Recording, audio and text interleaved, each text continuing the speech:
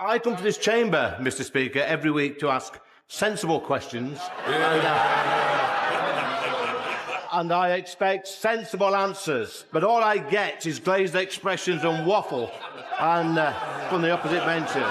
Keir Starmer loves to silence opponents. But what happens when somebody finally fires back? Normally, Labour throws fits like children caught copying in school, yet this time Starmer chose the wrong opponent. Reform UK's Lee Anderson didn't simply challenge him. He ripped into him right on the floor of Parliament, leaving Starmer stunned. It was fierce, ruthless, and decisive. Anderson's remarks struck hard, so hard that Starmer flushed with anger and still failed to deliver a response. He tried to recover, but the harm was sealed. So what exactly did Anderson say that rattled Starmer to his core? In this video, we'll examine one of the most embarrassing moments in recent PM when a lone straightforward question from Anderson exposed the weakness in Starmer's entire Green Plan, putting billions of pounds in jeopardy. I come to this chamber, Mr. Speaker, every week to ask sensible questions, and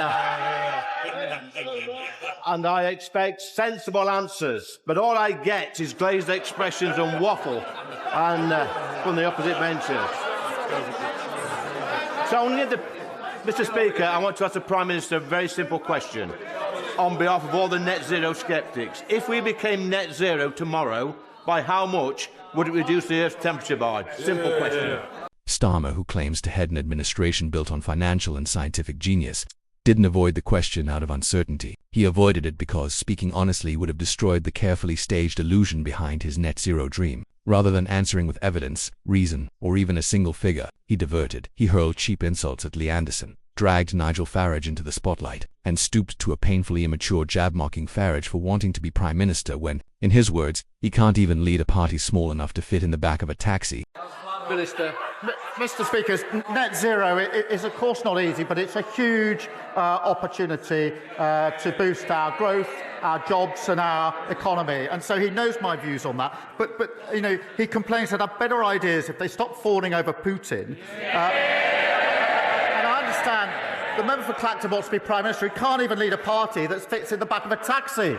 That was one of the most disheartening and, honestly, offensive replies I've ever witnessed. It wasn't a solution, it wasn't authority. It was political weakness, masked behind a handful of scripted jokes. There was no research, no evidence, no genuine weight, just a smug grin and a few tired quips, likely drafted by aides who believe sarcasm will somehow cover up the reality that families are shivering in their houses and disabled citizens are watching their benefits gutted.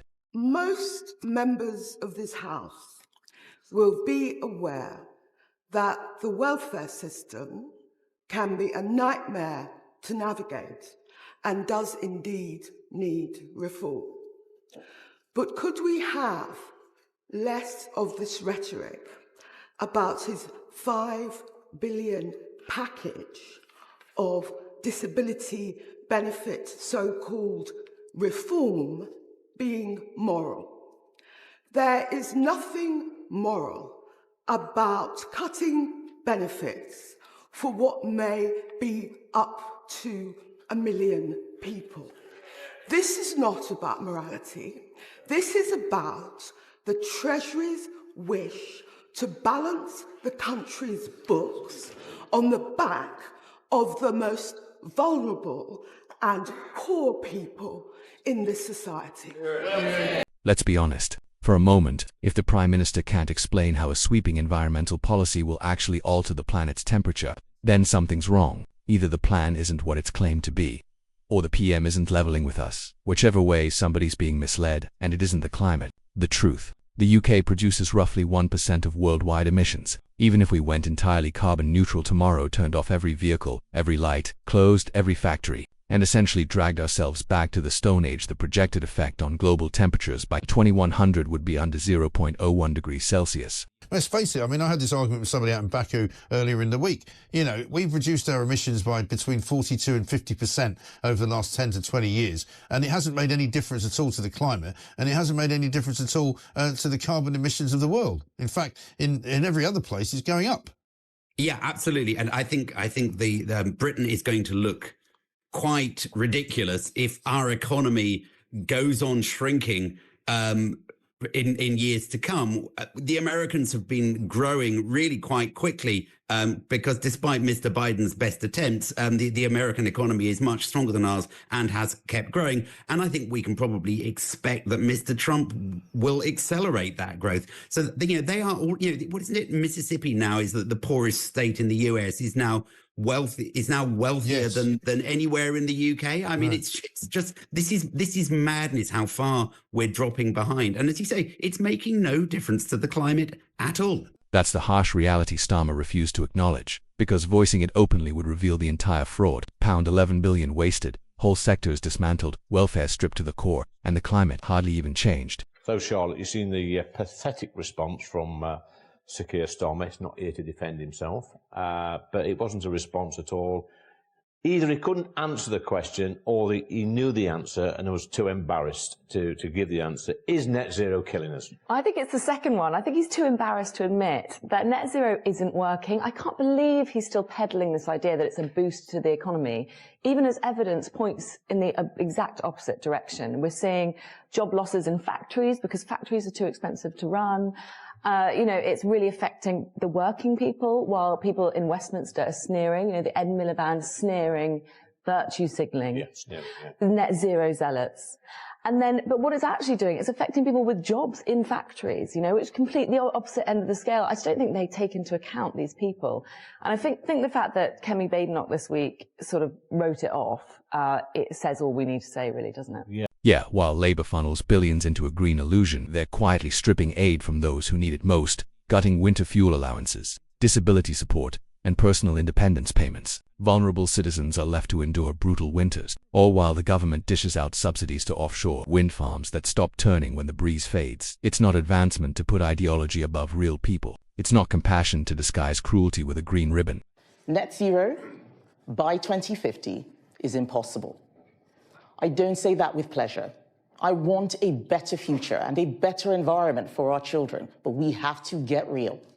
Anyone who has done any serious analysis knows it cannot be achieved without a significant drop in our living standards, or worse, by bankrupting us.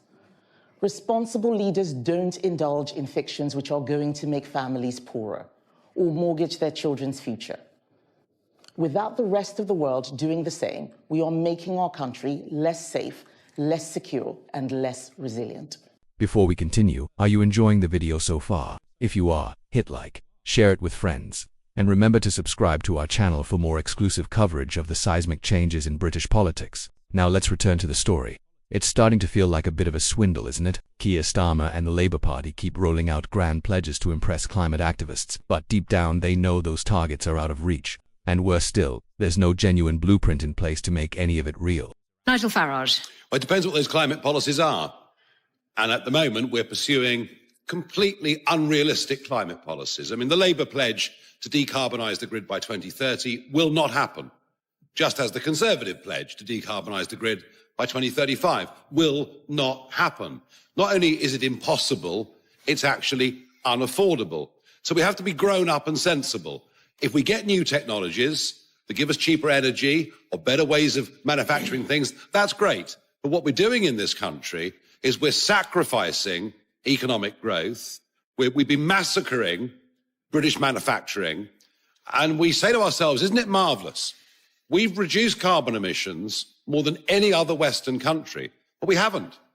All we've done is to export carbon emissions when our steel works go to India, or our car manufacture moves to China or to Turkey or wherever it is. We're living in a complete fool's paradise. We're living in a total fool's paradise. When you press Keir Starmer with a serious question about the future of Britain's energy policy, he doesn't even attempt to provide a real answer. Instead, he smears anyone who dares to challenge him as a Russian sympathizer. That's the level of debate we've sunk to. If you question Labour's extreme net zero ambitions, you must be a Putin supporter. If you raise concerns about rising energy bills, you're labelled anti-science. It's childish, it's manipulative, and it's dangerous. While Starmer cracks jokes about taxis and invents imaginary ties between Reform UK and the Kremlin, ordinary people are suffering. British households are being priced out of heating their homes, steel plants are closing, workers are losing their livelihoods. And still, the Prime Minister can't deliver a straight response to the most basic query about his energy plan. This isn't leadership, it isn't science, It certainly isn't a strategy. It's ideological lunacy wrapped in glossy PR slogans. We're tying ourselves in knots over net zero. Oh my God, isn't it awful? Look at what we're doing to the world. Well, look at this tweet from Narendra Modi. He's the PM of India, fighting for re-election, boasting that India this year will produce 1 billion tons of coal. That's what they're going to mine this year. And then look at the all-time graph for CO2 emissions, and you'll see even the Industrial Revolution was barely a blip compared to what is going on now. Why should we put money on electricity bills? Why should we be importing oil, gas, many other things, when frankly, we are irrelevant? If climate change is a problem, I'll tell you what, we're not even a part of it. Look at the numbers.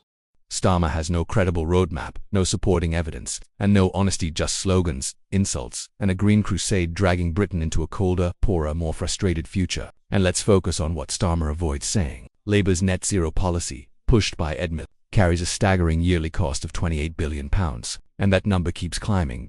Unlike vital national programmes like fuel aid for pensioners, disability support, or relief for struggling families, the green agenda seems untouchable. Cuts are happening everywhere else just to keep this scheme alive. Under Labour, winter fuel allowances are being reduced. Disability benefits such as PIP are being frozen or capped. Welfare funding is being cut by more than £6 billion.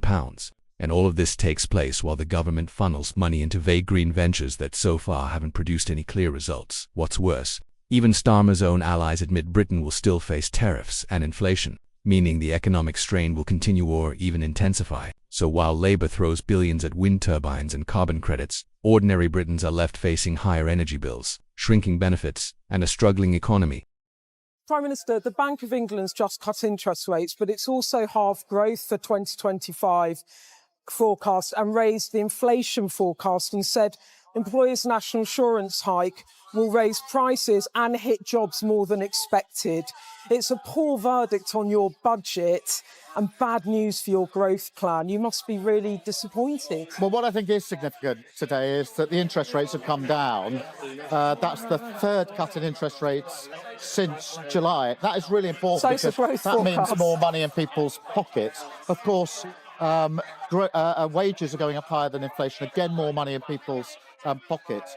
But we're never going to turn around the economy in just 6 or 7 months. It was always going to take time. There's more to do. And that's why the announcement we're making today about nuclear, which is moving this on significantly to small modular reactors, getting again to the front of the queue in the world on that, making sure that can be done elsewhere across the country. So AI, data centres and nuclear can come together. This is hugely important. That means lots of investment into our country, which is then measured in jobs. So when it comes to growth... They said that your NI is going to cut jobs. They said the NI hike will cut jobs. Keir Starmer's pledge to fully decarbonise the UK's electricity grid by 2030 isn't just ambitious. It's utterly unrealistic. Even Gary Smith, the head of GMB, one of Labour's own affiliated unions, has openly said it can't be achieved, and he's right. The truth is, our grid simply isn't prepared for it. We lack the infrastructure. There aren't enough undersea cables to move offshore wind power where it needs to go.